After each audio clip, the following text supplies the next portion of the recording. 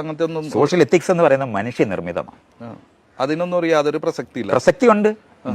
നിർമ്മിച്ച നാട്ടിലാണ്. ഇപ്പൊ നമ്മുടെ നാട്ടിനകത്ത് മനുഷ്യർ തുല്യരാണെന്ന് പറയുന്നതാണ് ഇവിടുത്തെ എത്തിക്സ്. പണ്ടങ്ങനല്ല. 1947 മുമ്പ് മേല് കീഴുള്ള സമൂഹമായിരുന്നു. ആ സമയത്ത് അതായിരുന്നു ശരി.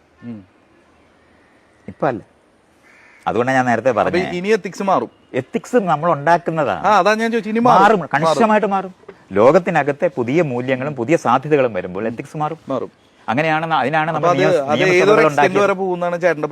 മനുഷ്യർ ജീവിക്കുന്നിടത്തോളം കാലം എത്തിക്സ് ഉണ്ടാക്കിക്കൊണ്ടിരിക്കുക. അല്ല, ഇനി അടുത്തൊരു മാറ്റം എന്തായിരിക്കും? അത് ഞാൻ കണിയാനൊന്നുമല്ല, ചിന്തിച്ചിട്ടില്ല. ഞാൻ അങ്ങനെയല്ല.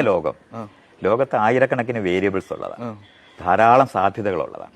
അപ്പൊ നമ്മൾ വിചാരിക്കുന്നത് പോലെ മാത്രം സംഭവിക്കുന്ന ഒന്നുമല്ല.